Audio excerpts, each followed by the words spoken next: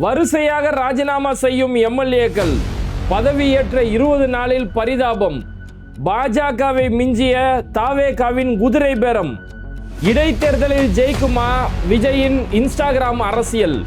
குற்றவாளிக்கு மரண தண்டனை வாங்கி கொடுத்த திமுக. தாவேகா அரசுக்கு பாடம் எடுத்திருக்கும் மு.க. ஸ்டாலின். குளிப்பதை எட்டி பார்த்த தாவேகா நிர்வாகி அதிரடி கைது. மக்களை மிரட்டி 1 லட்சம் லஞ்சம் கேட்கும் ஆளுங்கட்சி தாவேகாவினர். கொந்தளித்த மக்கள் வீதியில் போராட்டம். முதலமைச்சருடைய தொகுதியில் கார் ஆட்டோ வரிசையாக உடைப்பு. தன் தொகுதியையாவது காப்பாற்றுவாரா விஜய்? இது மாதிரி இன்னைக்கு அரசியல்ல நடக்கக்கூடிய பல்வேறு பரபரப்பான செய்திகள் சம்பந்தமாகவும் அந்த செய்திகளோட உண்மைத்தன்மையும் அந்த செய்தியோட வீடியோ ஆதாரங்களையும் தான் இந்த வீடியோல பார்க்க போறோம். அதுக்கு முன்னாடி யாரெல்லாம் பேண்டை டிவியை சப்ஸ்கிரைப் பண்ணாம பாக்குறீங்களோ அவங்க மறக்காம சப்ஸ்கிரைப் பண்ணிட்டு இந்த வீடியோக்களை உங்க நண்பர்களுக்கு அதிகமாக ஷேர் செய்யுங்க. பிஸ்மில்லா அரபிக் அகாடமி.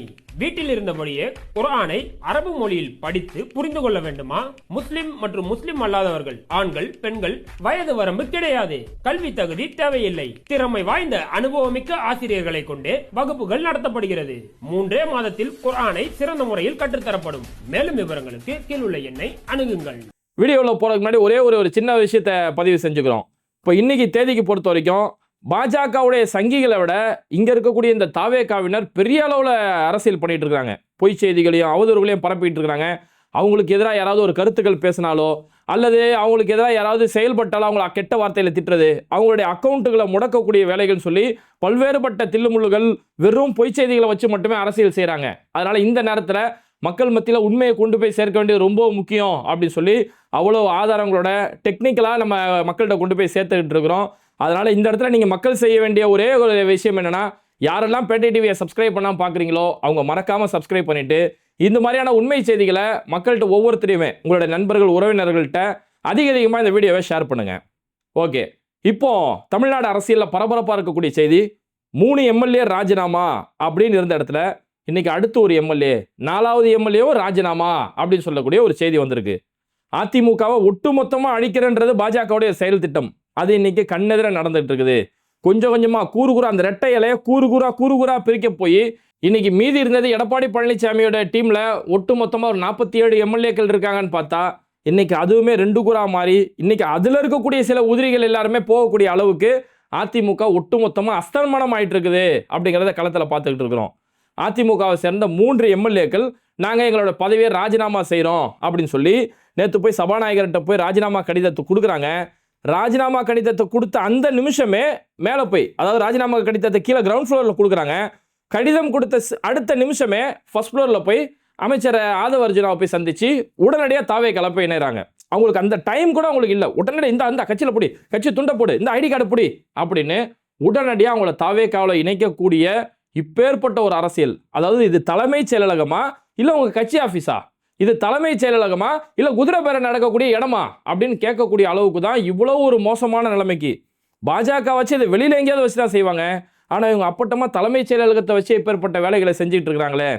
என்னன்னா இதனால வரைக்கும் அந்த அதிமுக 2 கூறா பிரிச்சு இருந்துச்சு. அதில் ஒரு டீமை நம்ம பக்கம் எடுத்துடலாம். அதனால ஒரு 25 பேர் அன்னைக்கு நம்பிக்கை வாக்கெடுப்பில் 25 பேர் தாவேகாவுக்கு ஆதரவாக வாக்களிச்சாங்க. அந்த 25 பேர் இங்கே வந்துருவாங்க, அதில் சிலருக்கு அமைச்சர் கொடுக்கலாம் அப்படின்னு பலகட்ட பேரங்கள் பலகட்ட பேச்சுவார்த்தைகள் நடந்துட்டு இருந்தது. ஆனால் எடப்பாடி பழனிசாமி அங்கே ஒரு செக் வச்சாரு. இப்படி யாராவது போனீங்கன்னா உங்கள் மேலே கொறடா நடவடிக்கை எடுக்கப்பட்டு நீதிமன்றம் வரைக்கும் போகப்பட்டு, அப்போ அதிமுகவுடைய வழக்கறிஞர் மாநிலங்களவை உறுப்பினர் இன்பதுரை ரொம்ப அழகான சட்ட ஆதாரங்களை முன் வச்சு உடனடி நடவடிக்கை எடுக்கப்படும், சுப்ரீம் கோர்ட் வரைக்கும் போகப்படும். அன்னைக்கு நரசிம்மராவ் ஆட்சியில் எப்படி நடந்ததோ அந்த அளவுக்கு விஜய் மேலே வரைக்கும் நடவடிக்கை எடுக்க வாய்ப்பு இருக்கு அப்படின்னு சொன்ன உடனே இப்போ இங்கே நம்ம விஜய் பக்கம் போனோம்னா நம்ம எம்எல்ஏ பதவி பறிக்கப்பட்டுரும் அப்படின்னு இவங்களுக்கு ஒரு பக்கம் பயம். தாவேகாவுக்குமே அந்த 25 பேர் நம்ம கட்சியில் சேர்த்துக்கிட்டா கூட அந்த 25 பேருக்கு நம்ம ஆதரவு வாங்கிடுவோம். ஆனால் நாளை பின்ன அவங்களோட பதவி பறிக்கப்பட்டுட்டா அப்போ அந்த ஆதரவு நமக்கு வேஸ்ட்டாக போயிடும், அது செல்லா காசாக போயிடும். இவங்களை நம்பினோம்னா அடுத்து இங்கே ஆதரவு கொடுத்த விசிகாவோ முஸ்லீம் லீகோ கம்யூனிஸ்டோ இவங்களுமே நம்மளை விட்டுட்டு போயிட்டாங்கன்னா அப்போ ஒன்றும் இல்லாமல் உள்ளதம் போச்சோம் நல்லோ கண்ணா நம்ம உட்காந்துருவோம்னு சொல்லி அந்த அதிமுகவுடைய அந்த 2 குழுக்களாக பிரிக்கப்பட்ட அவங்களுடைய ஆதரவு வேலைக்காவாது, இனிமேல் அவங்கள நம்பி பிரயோஜனம் இல்லை அப்படின்னு தாவேகா முடிவெடுத்தாங்க. அந்த 25 எம்எல்ஏக்களுமே இனி தாவேகா கிட்ட போகிறதுக்கு நமக்கு பிரயோஜனம் இருக்க பதவியும் போயிடும் அப்படின்னு திரும்ப எடப்பாடி பழனிசாமி கூட போய் சேர்ந்தாங்க. இப்போ தான் தாவேகா அடுத்த கட்ட கேம் ஆரம்பிக்கிறாங்க. அதாவது விசிகாவோ முஸ்லீம் லீகோ கம்யூனிஸ்டோ இவங்க வெளியிலிருந்து ஆதரவுனா நம்ம செய்கிற ஒவ்வொன்றுக்குமே இவங்க வெளியிலேருந்து கண்டனம் தெரிவிப்பாங்க, எதிர்ப்புகள் தெரிவிச்சுக்கிட்டே இருப்பாங்க. என்னவோ அவங்கள நம்மளை இயக்குற மாதிரியே ஒரு பிரச்சனை இருக்கும். அதனால அவங்களுக்கு ஒரு அமைச்சர் பொறுப்பு கொடுத்துட்டோம்னா அவங்கள லாக் பண்ணி விட்டுறலாம், அவங்கள அமைதியாக்கி விட்டுறலாம் அப்படிங்கிறதுக்காக தான் விடுதலை சிறுத்தைக்கும் முஸ்லீம் லீக்குக்கும் அமைச்சர் பொறுப்பை கொடுத்து லாக் பண்ணாங்க. இப்போ என்ன இருந்தாலும் இது வந்து ஒரு கத்தியில் நடக்கிறது தான் சமம். அவங்க என்ன விடுதலை சிறுத்தையோ முஸ்லீம் லீகோ எங்கேயாவது ஒரு இடத்துல நமக்கு ஒரு செக் வைக்க தானே செய்வாங்க. இவங்களை முழுமையாக நம்ம நம்ப முடியாது. அப்போ நம்ம ஓனா ஸ்ட்ராங் ஆகணும் அப்படிங்கிறதுக்காக தாவேகா ஒரு பக்கா பிளான், அதாவது இது விஜயோட பிளான்லாம் சொல்ல முடியாது, ஆதவ அர்ஜுனாவோட பிளான் தான் சொல்லணும். ஏன்னா இன்னைக்கு நிஜ முதல்வராக இவங்க விஜயை பார்த்தாலும் நிழல் முதல்வராக ஆதவ அர்ஜுனா தான் செயல்பட்டுக்கிட்டு இருக்கிறாரு. அப்போ நம்ம ஓன் எம்எல்ஏ நம்ம ஸ்ட்ராங் பண்ணணும் அப்படிங்கிறதுக்காக தாவேகாவுக்கு ஆல்ரெடி 107 107 எம்எல்ஏக்கள் அவங்க இருக்கிறாங்க. காங்கிரஸ் ஒரு 5 112. அப்போ அவங்களுக்கு தேவை ஓன் எம்எல்ஏ ஒரு 6 எம்எல்ஏ ஓன் எம்எல்ஏ அவங்களுக்கு தேவைப்படுது. அப்போ இப்பேற்பட்ட நேரத்தில் அதிமுகவில் இருக்கக்கூடிய அந்த அதிருப்தியாக இருக்கவங்களையோ அல்லது அதிமுகவில் இருக்கக்கூடியவங்களையோ நம்ம பக்கம் கூப்பிட்டோம்னா அதில் ஒரு இடைத்தேர்தல் நமக்கு தேவைப்படுது. அப்போ அந்த எம்எல்ஏக்கள் யாரெல்லாம் நம்ம பக்கம் வருவாங்களோ அவங்கள ராஜினாமா செய்ய வைக்கணும். அவங்க ராஜினாமா செஞ்சிட்டாங்கன்னா அந்த தொகுதியில் ஒரு இடைத்தேர்தல் வரும்.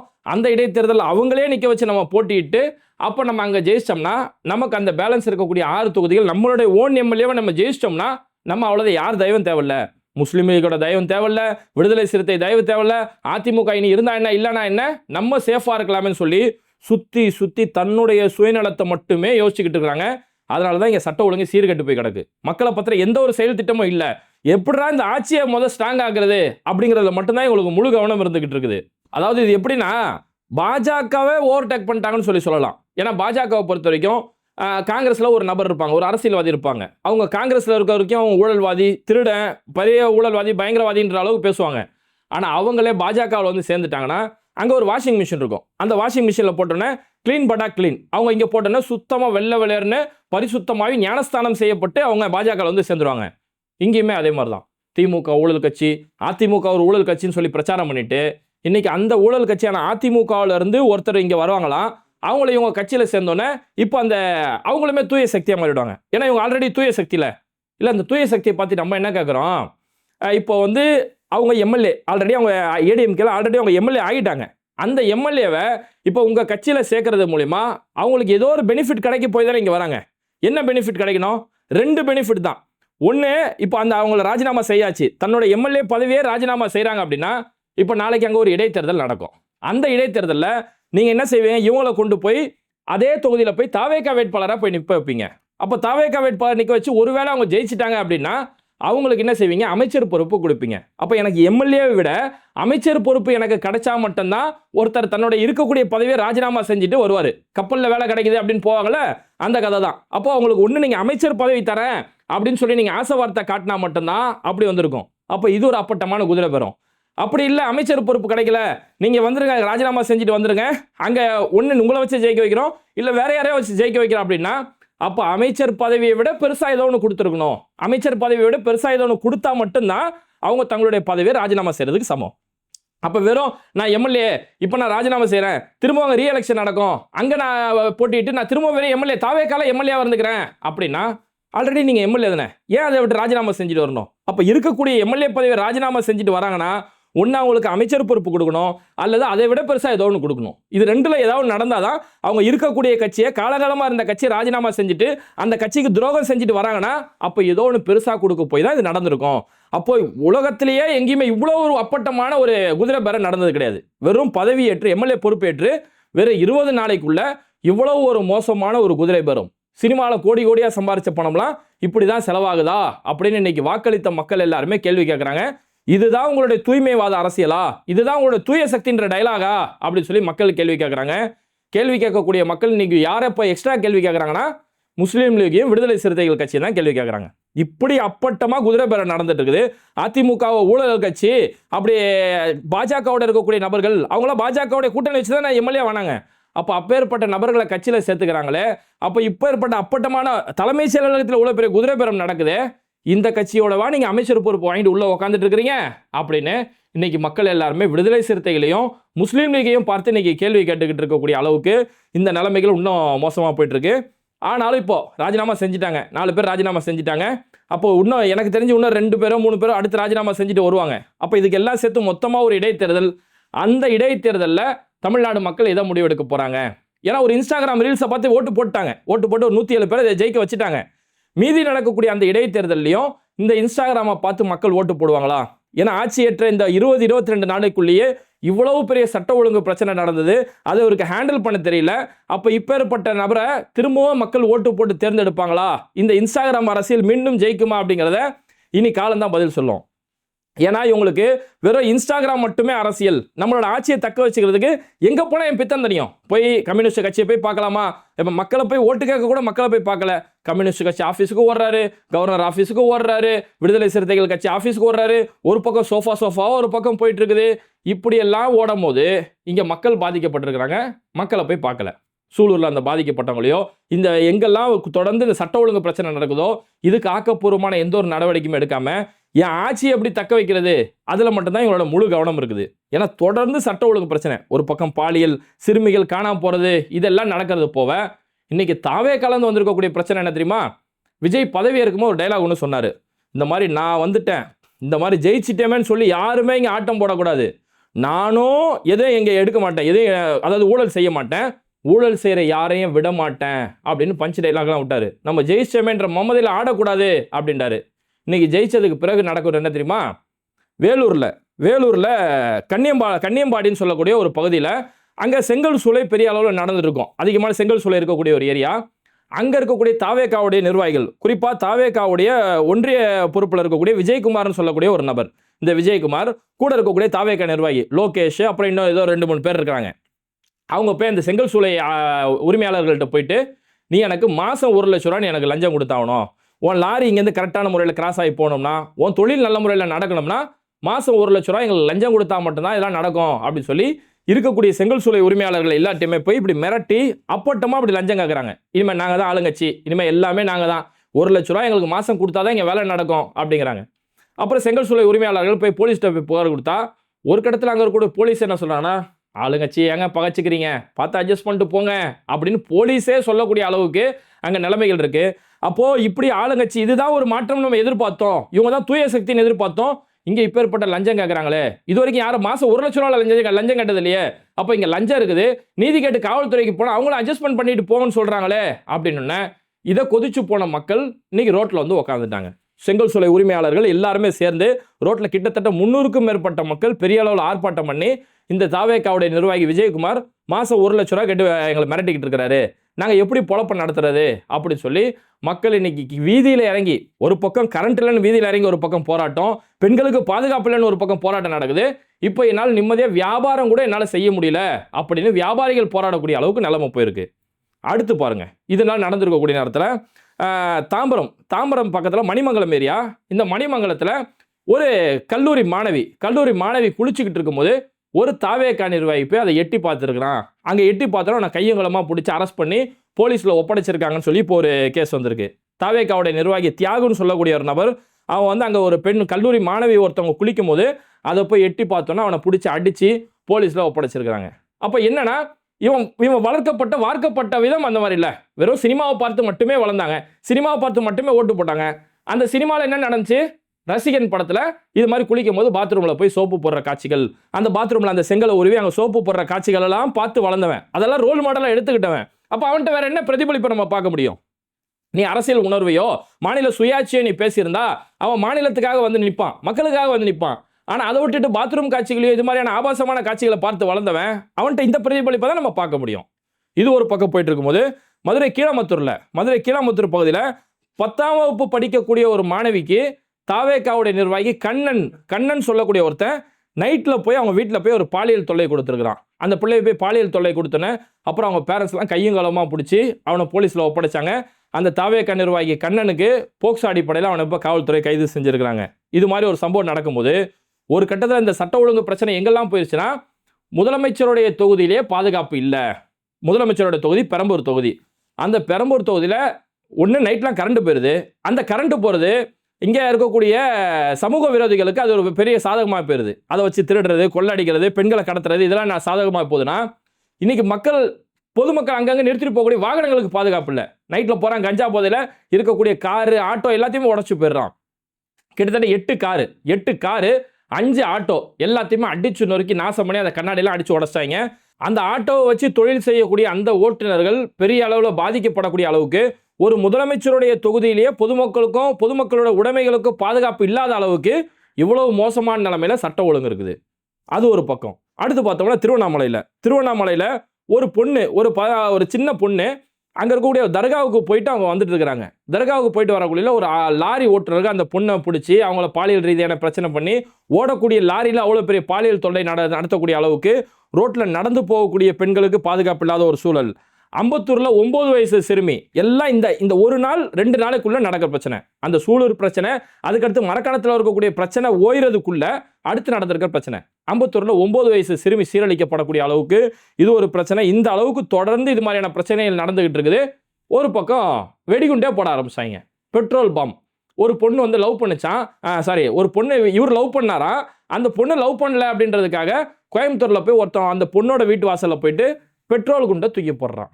அவ்வளவு ஒரு தைரியம், எங்கெல்லாம் யாரு கேட்ட போறா அப்படிங்கிற ஒரு தைரியத்தில் இந்த அளவுக்கு சட்ட ஒழுங்கு இன்னைக்கு சந்தி சிரிச்சிட்டு இருக்கு. நீதி கேட்டு போலீஸுக்கு போனாலும் போலீஸ் அட்ஜஸ்ட் பண்ணிட்டு போங்க, அல்லது காவல்துறை கொஞ்சம் கூட அக்கறையே இல்லாமல் சில இடங்களில் உட்காந்து கெக்க பக்கன்னு சிரிக்கக்கூடிய ஒரு நிலைமைகள் இருக்கிறதால இன்னைக்கு சமூக விரோதிகளுக்கு இது ஒரு பெரிய ஒரு சாக்கா அமைஞ்சுக்கிட்டு பொதுமக்களை, அதாவது மீனாட்சி அம்மன் கோயில் பக்கத்தில் படுகொலை நடக்குது, இது மாதிரியான எங்கேயுமே ஒரு பாதுகாப்போ ஒரு முறைப்படுத்தப்பட்ட செயல் இல்லை. காரணம் என்னன்னா அங்கே அவங்க ஆட்சியை தக்க வச்சுக்கிறதுல அவங்களுக்கு முழு கவனத்தோடு இருக்கிறாங்க. அங்கங்கே போய் நான் ஆய்வு செய்ய போகிறேன் அப்படின்னு சொல்லி சும்மா ஜோக் காட்டி 2 ரீல்ஸ் போடுறது. அம்மா உணவகத்தில் ஒரு ரீல்ஸு, ஹாஸ்பிட்டலில் ஆய்வு செய்ய போனேன், அதில் காமெடி இவர் நம்ம அறநிலைத்துறை அமைச்சர் ரமேஷ் அவர் போயிட்டு அறநிலைத்துறைக்கு போகிறாரு. அங்கே போயிட்டு எல்லாம் எப்படி இருக்குது, இது என்னது முறுக்காது, முறுக்கு ரவுண்டாக இருக்குது, ஆமாம் முறுக்கில் எக்ஸ்பைரி டேட்டுங்க, இது என்னைக்கு மேனுஃபேக்சர் பண்ணது, என்னைக்கு 15ஆம் தேதியா, 15ஆம் தேதி மேனுஃபேக்சர் பண்ணிருக்கு, 15ஆம் தேதி மேனுஃபேக்சர் பண்ணிக்கிறதுக்கு என்ன ஆதாரம், இது எப்படி நான் 15ஆம் தேதி மேனுஃபேக்சர் நான் தெரிஞ்சுக்கிறது? என்ன கேள்வியாது? உலகத்தில் யாராவது இப்படி ஒரு கேள்வி கேட்டிருப்பாங்களா? போகிறோம் கடைக்கு போகிறோம், ஏதாவது ஒரு ஷாம்பு பாக்கெட்டு ஏதாவது ஒன்று வாங்குறோம், இல்லை டைரி மில்க் சாக்லேட் வாங்குறோம், அதில் மேனுஃபேக்சர் டேட் இருக்குது, அதில் ஒரு டேட் அவன் போடுறான், இந்த தேதியில் 15ஆம் தேதி மேனுஃபேக்சர் டேட்டு, 15ஆம் தேதி தான் மேனுஃபேக்சர், நான் எப்படி நம்புறது? அவன்கிட்ட போய் கேட்க முடியுமா? இது இல்லை, நீங்கள் இதுக்கு ஏதாவது மாற்று நீங்கள் கொண்டு வரணும். 15ஆம் தேதி தான் மேனுஃபேக்சர் அப்படின்னா அது மேனுஃபேக்சர் உறுதிப்படுத்துகிற மாதிரி நீங்கள் ஏதாவது சட்டம் கொண்டு வந்துட்டு அந்த சட்டத்தை ஏன் ஃபாலோ பண்ணலான்னு அவன்கிட்ட கேள்வி கேட்டால் அதில் ஒரு லாஜிக் இருக்குது. அதை விட்டுட்டு காலங்காலமாக இங்கே ஒரு நடைமுறை, இந்த தேதி நான் மேனுஃபேக்சர் பண்ணுறேன், இதுலேருந்து இத்தனை மாதத்துக்குள்ளே எக்ஸ்பைரி ஆயிரும் அப்படின்னு ஒரு சிஸ்டம் வச்சிருக்கும் போது அங்கே போய்ட்டு நீ 15ஆம் தேதி தான் மேனுஃபேக்சர் பண்ணுறேன், எனக்கு என்ன ஆதாரம் இருக்குது இப்படின்னு போய் என்னன்னா இதை வச்சு அன்னைக்கு நான் ஒரு ரீல்ஸ் போடணும், அவ்வளோதான். அன்னைக்கு ஒரு ரீல்ஸ் போடணும், அதோட பிடிச்சி அந்த முறுக்கு இருந்தானே கொறுக்கு இருந்தானே நான் அப்படியே போயிட்டு நான் ரீல்ஸை போட்டு நான் பாட்டு போயிடுவேன் அப்படின்னு சொல்லி இந்த ரீல்ஸில் மட்டுமே உங்களுக்கு கவனம், ஆட்சியை தக்க வைக்கிறதுக்கு அடுத்த கட்சி எம்எல்ஏக்களை எப்படி வலிச்சு போடுறது இதில் மட்டுமே கவனம் செலுத்துறதால சட்ட ஒழுங்கு இன்னைக்கு பெரிய அளவில் சீர்கட்டு சந்தி சிரிச்சு போய் கிடக்குது. ஒட்டுமொத்தத்தில் முதலமைச்சர் விஜயால எதுவுமே செய்ய முடியாதா அப்படின்னா அவரால் செய்ய முடியும். அவரால் செய்ய முடிஞ்சதை இப்போ செஞ்சும் காட்டியிருக்கிறாரு. என்ன செஞ்சு காட்டியிருக்கிறாருன்னா சினிமாவுக்கு இனி 5 காட்சி, இத்தனை நாளாக 4 காட்சிகளுக்கு மட்டுமே அனுமதி, இப்போ 5 காட்சிக்கு அனுமதி அப்படின்னு சொல்லி ஒரு சூப்பர் சட்டத்தை போட்டிருக்கிறாரு. What a great CM! இப்படிப்பட்ட ஒரு முதலமைச்சர் கிடக்கிறது நம்மளாம் மாதவம் செஞ்சிருக்கிறோம். இது வரைக்கும் 4 காட்சிகள் இருந்த சினிமா இப்போ 5 காட்சிகள் அனுமதி. அப்போ அவரால் என்ன முடியுமோ அவருடைய திறமைக்கு என்ன செய்ய முடியுன்றதை தெளிவாக காட்டிட்டு இருக்கிறாரு. மக்கள் இங்கே செத்துக்கிட்டு இருக்கிறாங்க, பிள்ளைகளுக்கு பாதுகாப்பு இல்லை, குழந்தைகளுக்கு நிம்மதியாக இருக்க முடியல. இதை பற்றின எந்த ஒரு சட்டமிடலோ இதுக்கு எந்த திட்டமிடலோ எதுவுமே இல்லாமல் சினிமா தேட்டரில் 4 காட்சி ஓடிட்டு இருந்துச்சு, இனி 5 காட்சி மாற்ற போடன்னு சொல்லக்கூடிய அற்புதமான திட்டம் கொடுத்து, அதுதான் சொல்கிறேனே, யாரால் என்ன செய்ய முடியும், நீங்கள் ஓட்டு போட்டீங்க, சினிமாவை பார்த்து ஓட்டு போட்டீங்க, அந்த சினிமாத்தனமான ஆட்சி தான் உங்களால் செய்ய முடியும் அப்படிங்கிறத கண்ணதாக காட்டியிருக்காங்க. ஆனால் இங்கே எல்லா செயல் திட்டமும் செஞ்ச திமுகவை மக்கள் தோற்கடிச்சதோட விளைவை இன்னைக்கு நம்ம பார்த்துட்டு இருக்கிறோம். திமுக ஆட்சி பொறுப்புலேருந்து போன பிறகும் அவங்களுடைய செயல் திட்டங்கள் இங்கே தொடருது. இப்போ நேற்று பார்த்தோம்னா குற்றவாளிக்கு தூக்கு தண்டனை கொடுக்கப்பட்டது. இந்த விஷயத்தை வச்சுட்டு இங்கே இருக்கக்கூடிய தற்கொலைகள் பரப்புனாங்க. பத்தியா எங்கள் அண்ணா தூக்கு தண்டனை வாங்கி கொடுத்துறாரு பத்தியா அப்படின்றாங்க. இது உங்கள் அண்ணா வாங்கி கொடுத்த தூக்கு தண்டனை இல்லை, முன்னாள் முதலமைச்சர் மு க ஸ்டாலின் வாங்கி கொடுத்த தூக்கு தண்டனை. அதாவது தூத்துக்குடியில் ஒரு +2 மாணவியை ரேப் பண்ணப்பட்டு அந்த கேஸ் நடந்தோடனே அந்த பிரச்சனை நடந்த அன்னைக்கே ஏப்ரல் 28ஆம் தேதியே திமுக அரசு சார்பில் ஒரு வழக்கறிஞர் நியமிச்சு, வழக்கறிஞர் ஜின்னா அவங்களுடைய ஜூனியர் எல்லாருமே நியமிச்சு இது அரசு சார்பில் வாதாடி அவனுக்கு தண்டனை வாங்கி தரணும், அந்த சம்பவம் நடந்தன உடனடி நடவடிக்கை கைது எல்லாம் செஞ்சுட்டு இது கைதோட முடியக்கூடாது, இது தடுத்து நிறுத்தணும்னா இவனுக்கு முறையான தண்டனை வாங்கி கொடுக்கணும்னு சொல்லி அரசு சார்பில் ஒரு வழக்கறிஞர் நியமிச்சு அதை நீதிமன்றத்தில் வாதாடி அந்த வாதாடப்பட்ட வழக்கு சமீபத்தில் போக்சோ கேஸாக மாறி அந்த கேஸ் தான் இப்போ மரண தண்டனை அப்படின்னு சொல்லி இன்னைக்கு முடிவில் வந்து நிற்குது. அப்போ இந்த மரண தண்டனை வாங்கி கொடுத்ததுக்கு திமுகவுடைய பங்களிப்பு தான் காரணம், திமுகவுடைய அந்த அரசு வழக்கறிஞர் நியமிச்சதா அது காரணம் அப்போ இதை பார்த்தாச்சு இந்த தாவேக அரசு கொஞ்சமாச்சும் பாடம் படிக்கணும். ஏன்னா எந்த அளவுக்குன்னா சமீபத்தில் மாஞ்சோலை சம்பந்தமான வழக்கு உச்சநீதிமன்றத்தில் நடக்குது. மாஞ்சோலை தொழிலாளர் கூட பிரச்சனை. அந்த மாஞ்சோலை சம்பந்தமான வழக்குக்கு தமிழ்நாடு அரசுலேருந்து ஒரு வழக்கறிஞர் கூட போய் வாதாடல. அங்கே சுப்ரீம் கோர்ட்டை ஜட்ஜி கேட்குறாங்க, எங்க தமிழ்நாடு கவர்மெண்ட் வக்கீல் எங்க அப்படின்னு கேட்கும்போது, இல்லை புது ஆட்சி வந்திருக்குது, அதனால அரசு சார்பில் வழக்கறிஞர் யாரும் வரல அப்படிங்கிறாங்க. ஜட்ஜி டென்ஷன் ஆயிட்டாரு. புது ஆட்சி அமைஞ்சா அதுக்கு நாங்கள் என்ன செய்ய முடியும்? அரசு சார்பில் அரசு பதவி ஏற்றுட்டீங்களே, அப்போ அரசு வழக்கறிஞர் வரணும்ல. அடுத்த செஷனில் அரசு சார்பில் வழக்கறிஞர் வரலன்னா முந்தைய அரசில் எந்த வழக்கறிஞர் இருந்தாரோ அந்த வழக்கறிஞர் இந்த கேஸை வாதாடணும் அப்படின்னு நீதிமன்றம் சொல்லக்கூடிய அளவுக்கு இவங்களுக்கு நிர்வாக கட்டமைப்போ நிர்வாக திட்டமிடலோ எதுவுமே கிடையாது. வெறும் சினிமாத்தனமான ஆட்சி. அந்த சினிமாத்தனங்களை பார்த்து மக்கள் ஓட்டு போட்டாங்க. அவரால் என்ன செய்ய முடியுன்றதை 4 காட்சி இருந்த சினிமாவை 5 காட்சி ஆக்கி அதை நிரூபித்து காமிச்சிட்டாரு. அதனால் நம்பி வாக்களித்த மக்கள், ரீல்ஸை பார்த்து மாற்றம் சொல்லி வாக்கு போட்ட மக்கள் இன்னும் 5 வருஷத்துக்கு நம்ம அப்படியே பாட்டு பாடிட்டு இருக்க வேண்டியதான். இது மாதிரி வீடியோக்களை தொடர்ந்து பார்க்குறதுக்கு மறக்காமல் பேட்டை டிவியை சப்ஸ்கிரைப் பண்ணிவிட்டு இந்த வீடியோக்களை உங்கள் நண்பர்களுக்கு அதிகமாக ஷேர் செய்யுங்க. இணைந்திருப்போம்.